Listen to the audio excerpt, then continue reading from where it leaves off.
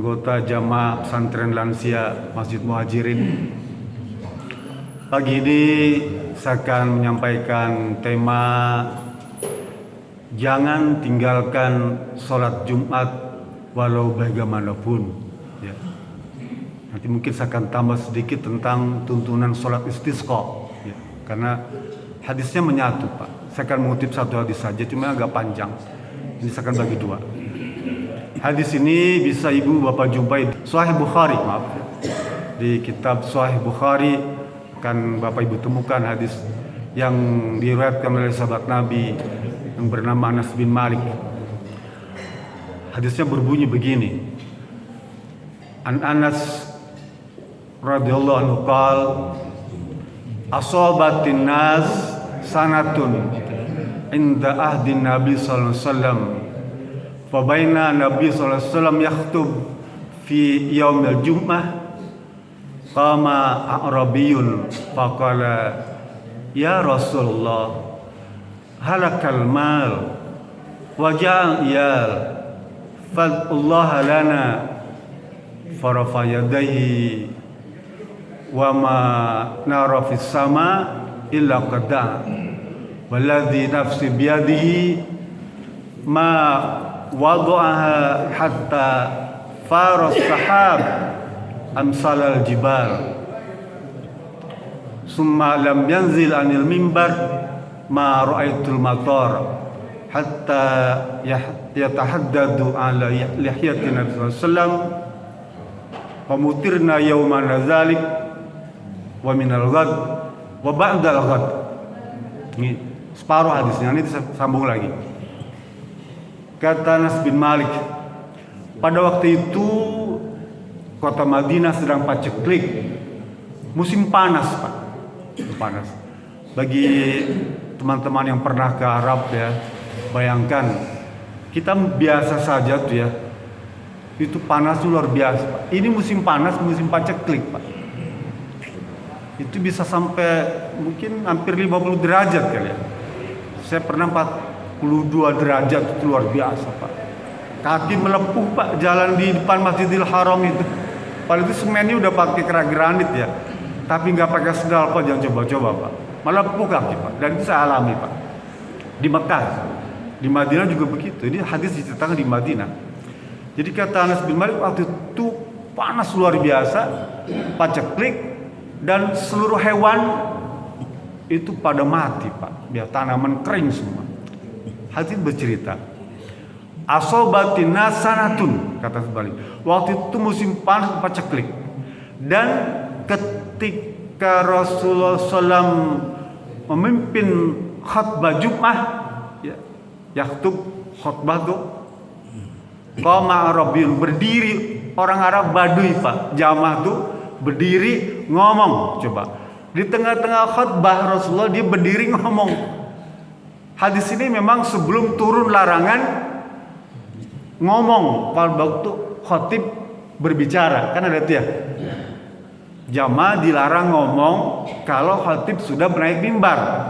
Kalau memaksakan diri ngomong maka sholat Jumatnya batal ya. La Jum'ata lahu tuh, kalau ada khatib udah naik mimbar kita nggak boleh ngomong, hatta negur teman gitu ya, ya nggak boleh, Pak. Ngomong itu udah nggak boleh, Pak. Ansik diem ya. Kalau sudah khatib naik mimbar, kalau kita paksakan ngomong tuh, negur anak kecil ngomong, batal Jumatnya, sholat sah ya, tapi tidak mendapatkan apa-apa tuh. Nah, hadis ini keluar sebelum hadis itu turun ya.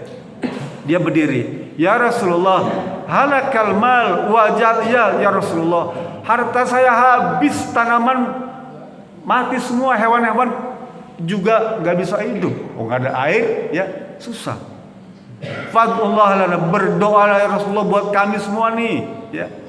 Berdoa pada Allah agar kemarau ini segera berakhir.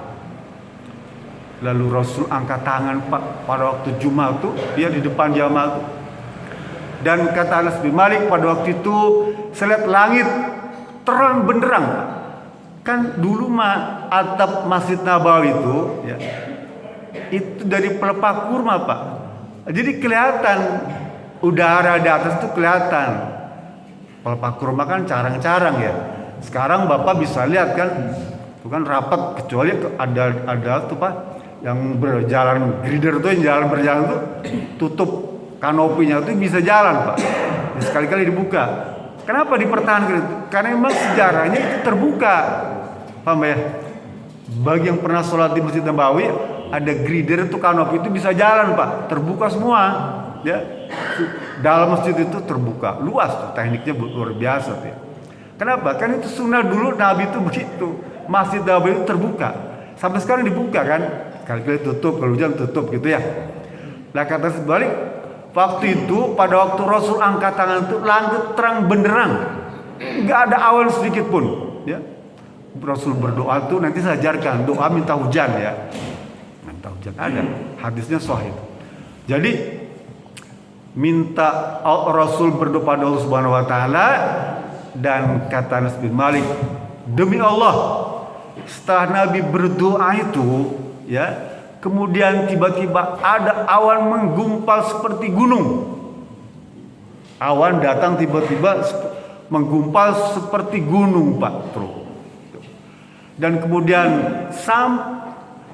sampai Rasul sebelum turun dari mimbar itu, lam yanzil anil mimbar, sebelum turun dari mimbar, ternyata awan yang menggumpal itu berubah jadi hujan lebat, Pak. Hujan lebat sampai kemudian jenggot Nabi Muhammad itu basah, Pak. Jadi langsung Allah kabulkan doa Rasul itu, turun hujan lebat dan jenggot Rasul basah semua, Pak. Basah sampai kemudian kata Anas bin Malik, hujan gak berhenti terus setiap hari selama 1 minggu, Pak. Gak berhenti, Pak. Bahkan teman-teman yang di luar tuh, yang kehujanan tuh, ya, di luar masjid tuh berlarian Pak, cari tempat teduh. Itu yang namanya doa Rasulullah mustajab Pak. Ini hebatnya Nabi. Apa yang dia minta langsung Allah kabulkan. Ya, karena suci, ya, jiwanya suci. Kita pun sebetulnya kalau pengen dikabulkan, sucikan diri dulu. Walaula fadlullahialaikum ma zaka minkum min adin abadan walakin Allah yuzaki may yasha wallahu samiun alim. Surat An-Anfal ayat 6. Ya. Kalau bukan karena Allah, tidak akan yang bisa orang mensucikan dirinya selama-lamanya. Hanya karena Allah lah yang bisa disucikan siapa yang Allah kehendaki. Di apapun bisa. Kalau ada syarat untuk bisa mensucikan diri, ada program untuk bisa mensucikan diri kita, maka Allah turunkan kesucian itu kepada kita, Pak. Ya. Jangan dikira nggak bisa. Sehingga banyak orang yang menyebutkan dirinya pawang hujan, mohon maaf ya. Allah sucikan dia. Nanti ada tuntunannya. Ya. Bukan seperti yang nong itu enggak. Apa pasang sapu lidi kasih cabai kan jemur, bukan, ada doanya khusus ya tentang Pak hujan turun Pak selama 1 minggu hujan terus menerus ya. Kemudian salut hadis berikutnya nih ya, waladzi jumatin ukhra, kemudian pada Jumat berikutnya setelah 1 minggu itu waqama zalikal arab faqala ya Rasulullah tahaddamal bina wa gharikal mal fad'ullah lana farafa yadayhi faqala Nabi sallallahu alaihi wasallam Allahumma hawalaina wa la alaina fama yushiru biyadihi ila nihyati minas sahab ila farajat wa saratil madinah misal jaubah wasal al-wadi kanat syahr. Jumat berikutnya Pak, nih Jumat berikutnya ini Rasul khutbah lagi tuh kan. Arab Badui tadi berdiri lagi dia. Berdiri lagi, ini musim hujan Pak. Berdiri lagi, ngomong lagi. Ya Rasulullah, tahaddamal bina wa gharikal mal. Ya Rasul, karena hujan terus menerus ini rumah kami hancur ya Rasulullah. Wa gharikal mal, harta kami hanyut semua. Pak, dulu zaman Nabi rumah tuh jangan bapak bayangkan seperti sekarang beton-beton gitu ya. Dulu rumah para sahabat itu, rumah Nabi itu dari tanah liat itu yang dibangun itu ya, tanah ditempel-tempelin tuh, kasih tiang kayu-kayu pelepah kurma, kayu tiang kurma tuh ya, batang kurma, jadi rumah. Ini begitu kena hujan seminggu tuh hancur semua, apa ya? Luruh semua tuh, kan namanya juga tanah liat ya, karena airnya hancur semua, banjir. Bagi bapak yang pernah ke Arab, ke Madinah, bagaimana dahsyatnya banjir coba tuh. Sekali banjir tuh, habis tuh kota Madinah. Pas sekarang nih ya, lihat di YouTube ya, banjir tuh, banjir luar biasa. Dulu zamannya juga begitu, air deras pak. Hewan, harta, piring, kompor, katakan ketel tuh hanyut semua.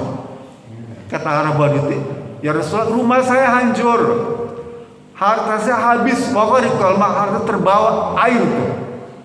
Ya Rasulullah, berdoa kepada Allah untuk kami, minta agar Rasul berdoa untuk kami agar hujan ini berhenti gitu.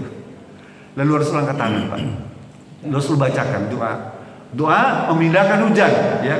Bapak boleh belajar nih, Allahumma hawalaina wala alaina. Ya Allah ya, coba tolonglah engkau pinggirkan, ketepikan hujan nih, dan jangan kau hujankan kepada kami. Hawalaina, tolong kau ketepikan hujan nih, suruh minggir gitu ya, memindahkan hujan. Bapak boleh hafal doanya, Allahumma hawalaina wala alaina, doa memindahkan hujan. Kalau misalnya ada yang nanggap wayang golek zaman dulu mah ya, di kampung tuh sunatan tuh ya, hitanan nanggap wayang golek pak di kampung saya pak. Takut hujan tuh cari pawang yang orang kampung tuh dia tanam apa tuh sapu lidi, kasih cabai, cengek, teh bawang, bawang putih macam-macam tuh.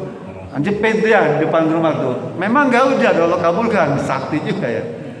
Tapi ada ulama kiai yang baca doa ini, dia duduk tuh depan rumah tuh, dia baca doa, Allahumma hawalaina wala terus itu, sama Allah kabulkan. Gak hujan, dia dapat 1 juta tuh sekali itu tuh ya. Nah, itu 1 juta karena berhasil tidak hujan tuh. Kalau di mana tuh Mandalika ya. Waktu itu beda lagi tuh mah, orang sana dia pakai tata cara agama lu malam ya, mungkin ya mereka anggap betul, tapi kalau Islam tidak begitu ngajarnya. Nanti saya ajarin, termasuk mendatangkan hujan. Kalau misalnya bapak punya sawah kering tuh, kebun tuh ya, Allah bisa mendatangkan hujan cuma satu tempat. Ada hadis tentang barokah, nanti dia Bukhari ada cerita tentang sahabat Nabi itu bercocok tanam di kebun itu ya, dan hujan itu datang khusus untuk kebun dia aja. Coba tuh, Rasul cerita itu. Begitu istimewanya Allah ini kepada hambanya yang disayang Allah. Dan itu bukan cuma zaman Nabi, hari ini pun bapak nih bisa bapak punya toko di kampung masuk gang tuh ya, misalnya jual sate, Allah minta itu namanya online, datang Grab, Gojek tuh datang situ semua beli satenya dia. Pada di gang kecil, perawan itu coba. Saya hormat juga pada orang Madura ya, luar biasa tuh. Antri pak, di gang kecil kita hebat. Soalnya gang rumahnya kecil tuh, masuk gang kecil gitu ya, gak bisa beca motor sepeda aja. Tapi rabunya luar biasa. Nah jadi sekarang pun bisa. Kalau Allah mau, Allah khusus memberikan rezeki untuk dia, gitu ya. Teruskan. Lalu kata Anas bin Malik. Ya, setelah ngomong begitu tuh, berdoa tuh, maka Rasul tunjuk tuh ya, wasyara biyadi, Rasul tunjuk seperti menggerakkan, sana kamu gitu ya. Kayak kita kan ngasih isyarat tuh kepada anak kita, Pak itu kalau mau ke warung Bu Am sebelah mana, sana. Nah gitu ya, tunjukkan. Itu Rasul tuh pakai tunjuk dia, nyuruh hujan tuh ke sana, minggir begitu ya. Itu awan pak minggir, kata sebalik dia lihat tuh, karena masjidnya kan terbuka ya, wasaratul Madinah misla Jaubah, itu kota Madinah pak seperti lubang di langit itu ya, Jadi langit itu ada seperti lubang besar yang mengelilingi kota Madinah, yang pinggirnya gelap, kota Madinah terang, Pak. Hai Pak, yang namanya Rasul ini doanya mustajab, langsung otomatis dijawab Allah Subhanahu wa taala. Wasaratul Madinah misla jawab. Kota Madinah seperti lubang besar, kata Anas bin Malik. Hadis sahih, Pak. Wasalal wadi kana tusyarr. Dan seluruh embung-embung air, embung itu? Bojong, empang yang ada di Madinah itu tempat penampungan itu penuh, Pak. Dan selama 1 bulan penduduk Madinah itu nggak perlu cari air karena saking banyaknya di empang-empang air itu penuh semua. Ya, hadisnya di sahih, Pak. Kita bisa belajar dari hadis ini. Pertama, Pak, Arab Badui ini, ya, sekalipun dalam keadaan bagaimanapun dia tetap hadir pada waktu Jumat di masjid. Paham ya? Musim paceklik kemarau panas tuh, ya, kaki ngelontok, Pak, kalau jalan tuh ya. Kalau rumahnya jauh, ya, kebayang, Pak. Tapi dia tetap paksakan datang ke masjid, tuh, hadir sekalipun panas. Ya, kita cuma dari ujung situ ya, ke masjid malas. Waktu hujan besar, hujan lebat itu Jumat berikut, dia tetap datang. Tuh. Kita gerimis aja nggak mau. Nggak mau datang ke masjid, gerimis, gampang kena penyakit flu. Makanya orang Bandung harus punya tuh payung tuh, ya. Payung memang tidak bisa menghentikan hujan, ya. Tapi setidaknya kalau kita punya payung, kita bisa berjalan di tengah hujan, ya gitu ya. Memang dia nggak bisa menghentikan hujan payung tuh. Tapi kalau kita hujan, kita bisa berjalan di tengah hujan. Jadi tetap walau bagaimanapun kita harus datang ke masjid. Dalam hadis Muslim lain, Rasul berkata, "Man taroka salasa juma'in tahawunam biha faballahu qalbi." Siapa saja yang meninggalkan sholat Jumat 3 kali, Pak ya, berturut-turut 3 kali, faballahu qalban, Allah tutup hatinya tuh. Allah stempel kalbunya, ya. Maksudnya kalau kita punya Bluetooth itu ya, stempel tuh diputusin listriknya tuh, nggak nyambung kan ya. Kita punya Bluetooth apa ya, handphone atau apa speaker tuh, nggak nyambung, dia akan bunyi. Ya, sama. Ini kalau kita berturut-turut meninggalkan sholat Jumat, ya, Allah tutup hatinya tuh, stempel ya, prof. Nah, nggak bunyi, nggak nyambung, nggak connect, ya. Pulsanya nggak ada, gimana mau connect, ya. Baterainya nggak ada, gimana mau connect, nggak nyala dia. Hadis satu lagi kata Rasulullah, "Man taraka salasa Jumatin min ghari uzrin kutiba minal munafiqin." Siapa saja yang meninggalkan sholat Jumat 3 kali berturut-turut, nih sholat Jumat ya, Pak ya, tanpa alasan, min ghari uzrin, tanpa alasan, kutiba minal munafikin, maka dia layak disebut sebagai orang munafik kalau 3 kali berturut-turut. Makanya ada jamaah yang iseng, Pak, ya, murid saya dulu iseng gitu ya, karena dia tahu hadis ini sahih, dia takut Allah stempel hatinya, kunci hatinya, dan nggak boleh disebut munafikin. Dia sholat Jumat 2 kali atau sekali, gitu ya. Sekali dia sholat Jumat, 2 kali pre dia, Pak. 2 kali pre, ya. 2 kali pre, 2 kali Jumat nggak ke masjid. Dia hafal hadisnya, takut dicap munafik dan takut kalbunya mati.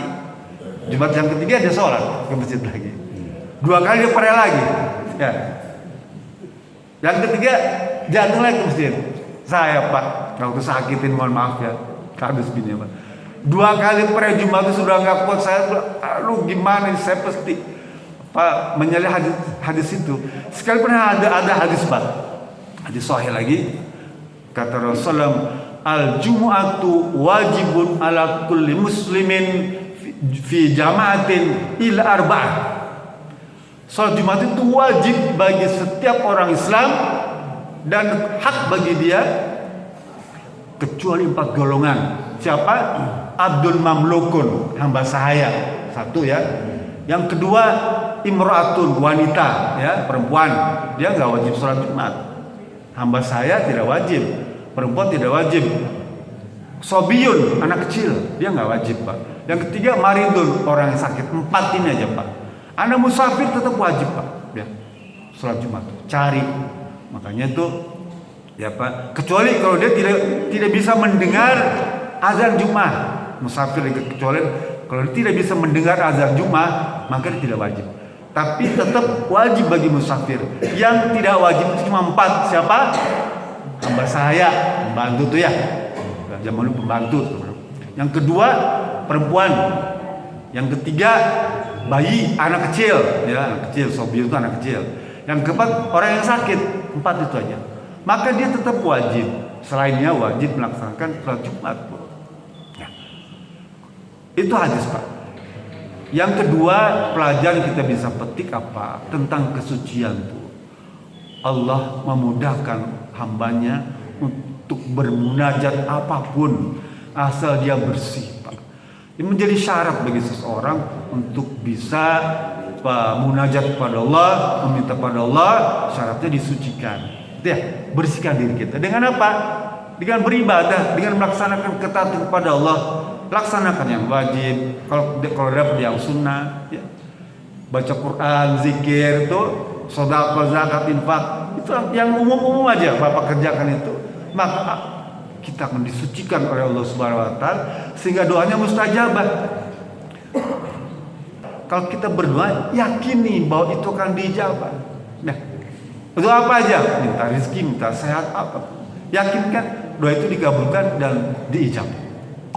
Saya teruskan. Yang berikutnya, khutbah Jum'ah nih, khatib nih, ya. Di samping melaksanakan kewajiban itu, ternyata Rasulullah itu mengangkat tangan. Paham ya? Ada bukan perselisihan, perbedaan pendapat di kalangan umat Islam, di kalangan mazhab, ya, tentang bolehnya imam mengangkat tangan ketika berdoa. Paham ya? Nanti Bapak akan jumpai hadis-hadis yang melarang khatib, ya, mengangkat tangan ketika berdoa. Paham ya? Tapi hadis ini bercerita tentang Rasulullah SAW mengangkat tangan ketika berdoa pada waktu khutbah Jum'ah. Nah, jadi kalau khatib angkat tangan pada waktu sholat Jumat itu nggak apa-apa. Hadis ini yang membolehkan, ya, karena ada hadis melarang, Pak. Larangan keras, Pak. Larang haram hukumnya sampai kalau khatib mengangkat tangan ketika khutbah Jumat. Tapi hadis ini membolehkan khatib mengangkat tangan ketika sholat Jumat. Nah, ya, itu sampai hari ini nggak selesai, Pak. Jadi masing-masing berpegang pada hadis masing-masing. Ya. Yang kedua, yang ketiga apa? Bahwa Rasulullah SAW pada waktu khutbah itu meminta hujan, ya. Sehingga ada ulama menyebutkan pada waktu Rasul minta hujan itu adalah khutbah sholat istisqa, ya. Sholat minta hujan, apa sholat namanya? Sholat istisqa. Apa lebih ya? Sholat minta hujan namanya sholat istisqa.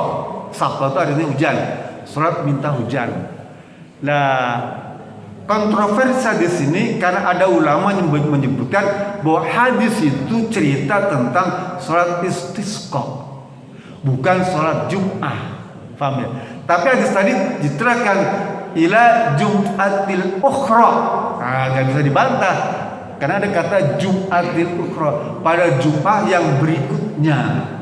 Jadi Pak, namanya agama Islam nih Pak, perdebatan tentang hadis itu ramai, Pak. Kalau Bapak belajar ilmu agama, semakin dalam semakin banyak perbedaannya. Wah, luar biasa tuh. Dan semakin pusing, Pak. Kalau tanggung ya, kalau tanggung Bapak Ibu semakin pusing belajar agama Islam itu, ya. Oleh karena itu jangan tanggung-tanggung kalau mau terus, atau sekedarnya saja, atau yang gampang taklid, ya, ikut guru. Karena Bapak kalau mendalami akan pusing sendiri, ya, pusing Pak. taklid saja kepada guru yang muktabar, yang bisa bapak ibu percaya, ikut dia, nanti selamat. Ya gitu ya, bapak ibu nggak perlu capek-capek menggali hadis. Nanti kalau bapak baca hadis ini, udah bilang begini ya, hadis ini begini, kita kan jadi bingung ya, yang mana ya? Udah ikut guru aja, kata guru begitu. Nah itu ya. Jadi kontroversi hadis itu ada begitu, ada yang menganggap sholat istisqa. Lalu kemudian yang kelima, bahwa doa minta hujan itu boleh dilakukan selain pada waktu sholat istisqa saja. Paham ya? Kalau begitu sholat Jumat juga kita bisa berdoa untuk minta hujan atau memindahkan hujan. Paham ya? Jumhur ulama, sholat istisqa itu seperti sholat Idul Fitri, seperti sholat Idul Adha. Paham ya, Bu ya? Jadi sholat istisqa itu, sholat minta hujan itu seperti sholat Id. Di mana? Di lapangan terbuka tuh, ya. Dan didahului dengan sholat 2 rakaat, ya. Rakaat pertama dengan 7 takbir, tuh, ya. Rakaat kedua 5 takbir, sama persis seperti sholat Id. Paham ya? Ya. Tanpa azan dan tanpa qomat, di lapangan. Rakaat pertama baca takbir 7 kali, rakaat kedua baca takbir 5 kali. Khutbah disunahkan 2 kali. Ya. Khutbah yang pertama baca istighfar 9 kali. Khutbah yang kedua baca istighfar 7 kali. Rakaat pertama tadi setelah Fatihah baca surat Sabbihisma rabbikal a'la, yang Bapak Dadang suka baca tuh ya. Rakaat pertama baca itu. Rakaat yang kedua baca hal ataka hadisul ghasyiyah. Paham ya, Pak Bu ya? Jadi kalau mau sholat istisqa, rakaat pertamanya setelah Fatihah baca surat Al-A'la, rakaat yang keduanya baca hal ataka hadisul ghasyiyah, surat ghasyiyah tuh. Ya, itu yang disunahkan. Kemudian pada waktu khutbah, Bani, ya, selesai cerita tentang ketakwaan, pada waktu berdoa tuh, ya, harus menghadap kiblat imamnya tuh, ya, menghadap kiblat. Paham ya? Jadi kalau jadi imam sholat istisqa, pada waktu berdoa, biasanya pada khutbah yang kedua, ya, maka dia harus menghadap kiblat, ya, dan angkat tangan, ya, baca tuh doanya minta hujan tuh. Alhamdulillahirabbil alamin, arrahmanir rahim, maliki yaumiddin, la ilaha illallah, ya, yaf'alu ma yurid, Allahumma antallah, la ilaha illa antal ghaniyyu wa nahnu dhaif.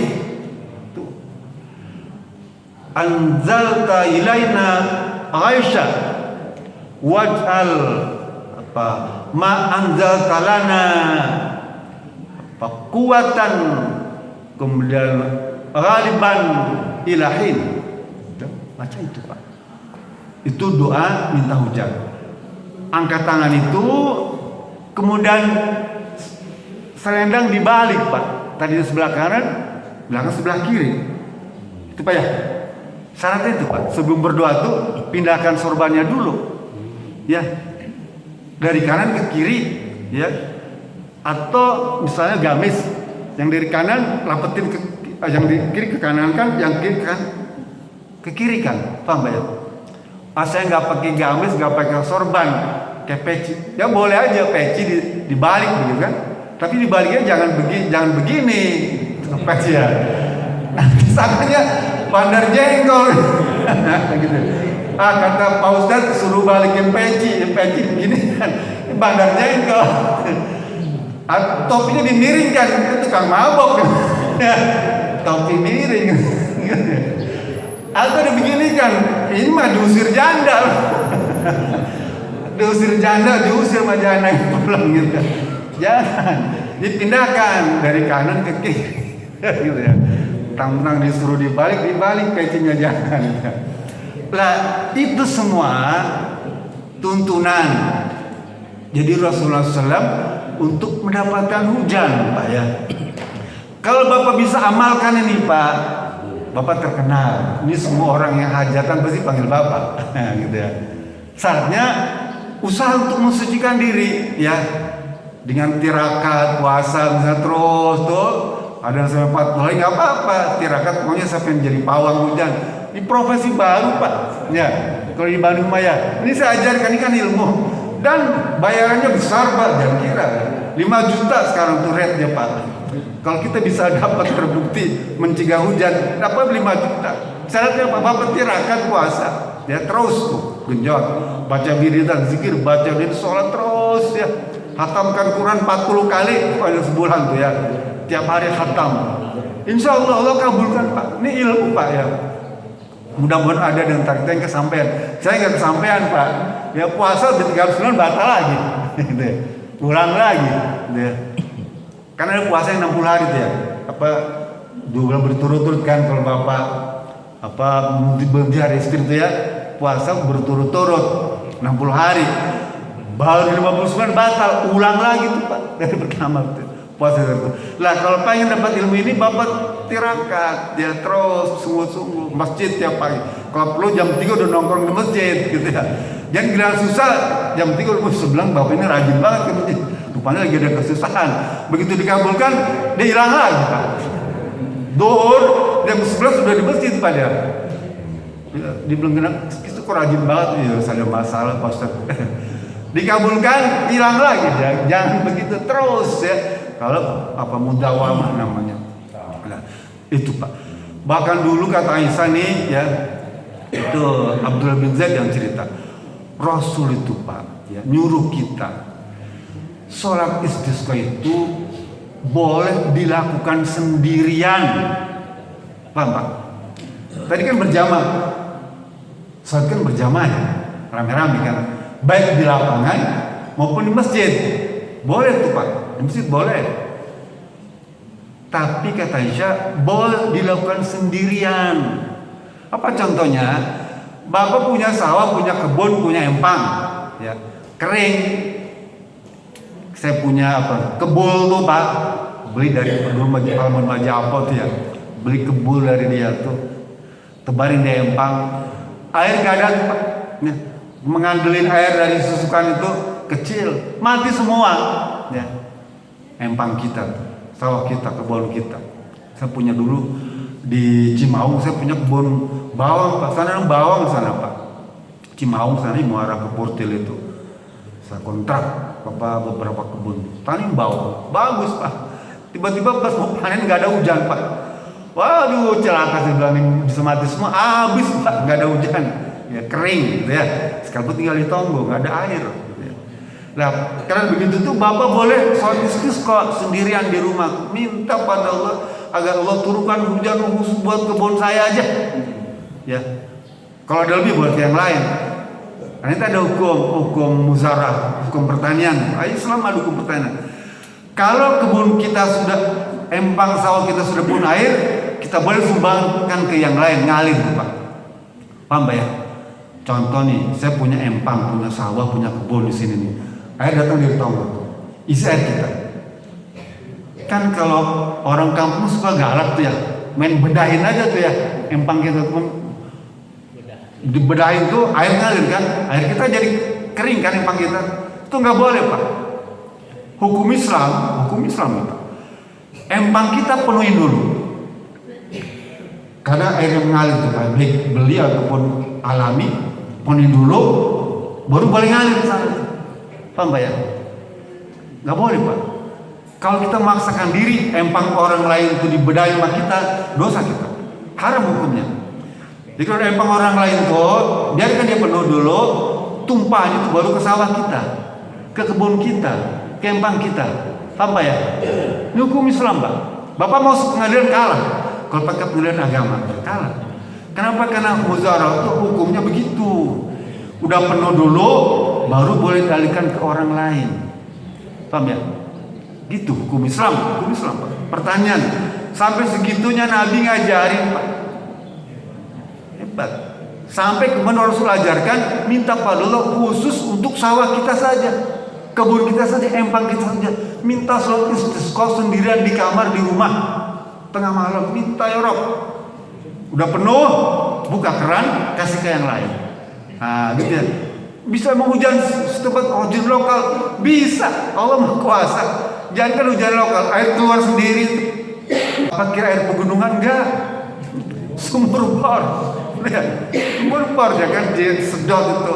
Di situ doang gitu. Kita kadang-kadang kan ketipu juga ya. Wah, hebat enggak? Gitu ya. Lah Allah punya cara untuk itu. Air keluar dari kamar kita, Pak. Ada cerita hadis banyak, Pak. Allah itu ternyata mengistimewakan orang per orang. Ada orang yang di rumah itu keluar emas, Pak. Segede-gede tiang nih. Luar biasa. Itu Nabi cerita dongeng. Nanti rumah kamu tuh suatu saat akan keluar emas. Nggak perlu Bapak gali. Ya, keluar tuh. Ya, bukan emas yang sama-sama kuning, bukan. Bukan emas yang jadi septik, bukan. Ini emas beneran. Emas. Hadis, Pak. Kalau Bapak panjang umur, sebelum kiamat akan Bapak jumpai peristiwa ini. Ya, kembali. Jadi ibadah Jumat itu hukumnya wajib, khususnya bagi laki-laki. Kan cuma 4 yang boleh itu, hamba sahaya, kemudian perempuan, anak kecil, dan orang yang sakit. Selebihnya itu wajib hukumnya melaksanakan ibadah Jumat.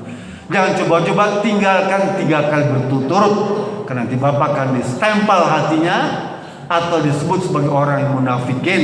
Nauzubillah, orang munafikin itu dikeraknya neraka tinggalnya. Jadi kalaupun mungkin terpaksa, boleh mungkin akal-akalan, Allah Maha tahu ya, 2 kali pray, 1 kali Jumat. Kalaupun terpaksa, tapi jangan diniatkan, ya jangan diniatkan. Kalaupun terpaksa, mungkin 2 kali pray, ya 1 kali. Saya pernah alami itu, Pak. Yang ketiga, saya paksakan untuk pergi ke masjid dalam keadaan tidak sanggup, tapi saya paksakan pergi ke masjid, gitu ya. Nah 2 kali sudah pray. Jadi begitu juga kita semua. Untuk ibu-ibu mungkin tidak perlu ya untuk sholat Jumat. Kalaupun ada mungkin di Masjidil Haram, di Masjid Nabawi, karena memang di sana disunahkan juga ibu-ibu untuk sholat bareng-bareng di Masjid Nabawi itu ya. Jumatan penuh kan? Dia nggak Jumatan nggak apa, dia penuh di sebelah kiri itu, belakang apa namanya Raudhah itu ada namanya, dulu bekas rumahnya Ashabus Suffah, Pak. Tempatnya agak tinggi kan, sekitar 1,5 meter lah tempatnya dari lantai itu dikasih ring tali itu ya.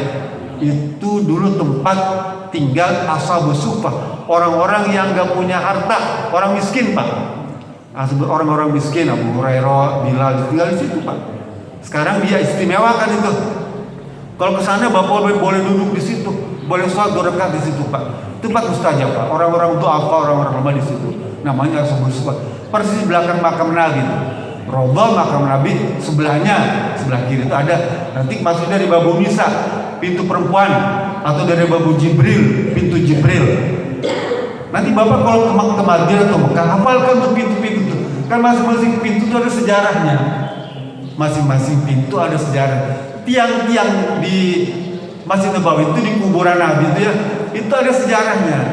Semakin sering Bapak ke sana, semakin senang melihat ini namanya apa, Ustuanah Abu Lubabah. Dulu Abu Lubabah diikat di tiang ini, gitu ya. Ini apa, Ustuanah Ali, Ustuanah Aisyah, gitu, Pak. Kenapa orang pergi umroh pengen berkali-kali? Karena pengen mengenal lagi. Ini kok saya belum hafal, kata Ustaz ada nama Ustuanah, tiang. Kok saya nggak hafal tiang? Kesana lagi kan, oh siapa sekarang ada tiang, saya foto tiang ini. Oh dulu saya nggak pernah, kata Ustaz ada namanya Babu Salam, dari ujung sana, ya sebelah kanan tuh Masjid Nabawi, ujung kirinya Babul Baqi. Saya kok nggak tahu ya, Babu Salam mana di sana, tempat rumahnya Abu Bakar Siddiq. Hafalin itu, ya Babu Salam, Babul Baqi, Babu Nisa, Babu Jibril kan. Semakin sering kita semakin hafal. Ini istimewanya Bapak pergi umroh, pergi haji itu karena itu. Nanti pulang ke rumah, saya nyesel nggak ke Gua Hiro. Saya nyesel yang nggak megang Hajar Aswad. Saya nyesel nggak sholat di Raudhah, gitu Pak. Saya nyesel nggak sholat di tempat Ashabus Suffah. Gitu. Saya nyesel nggak musab makam Nabi Muhammad. Gitu. Nanti datang lagi umroh, ingat saya ingatlah kata Ustaz, saya suruh begini. Kerjakan tuh, akan memberikan kepuasan, ya. Dan kalau Bapak merasa puas, Allah panggil lagi tuh, datang lagi ke sana, umroh lagi, dapat gitu, datang lagi terus. Ada sesuatu yang baru, mesti ini baru lagi gitu, ya. Mudah-mudahan Allah berikan karena melimpah kepada kita semua nih, ya. Kita bisa berangkat umroh lagi. Kalau bisa khusus jamaah Masjid Muhajirin umroh bersama satu pesawat. Amin. Mungkin nggak? Mungkin. Ajak Pak RW-nya duduk di depan tuh jadi pilot. Amin. Gitu kan senang kita ya. Pengen umroh bareng-bareng. Nanti kan pasang bendera RW 13 Bojong Soang. Itu tawafnya enak kan RW 13. Bacanya bukan sholawat tawaf. Baca apa RW itu? Apa? Apa jalan Pak RW kan ada dia. Baca itu. Umroh, wah hebat, viral Pak. RW 13 bilang Bojong Soang itu umroh bersama. Sampai RW-nya Pak Prabowo panggil. Wah, panggil istana Pak Prabowo. Itu aja sekarang Pak ya. Mudah-mudahan apa yang saya sampaikan ini ada bermanfaatnya. Ya, semoga ini menjadi inspirasi bagi kita semua. Kita jadi lebih semangat untuk melaksanakan ibadah Jumat. Itu aja. Assalamualaikum warahmatullahi wabarakatuh.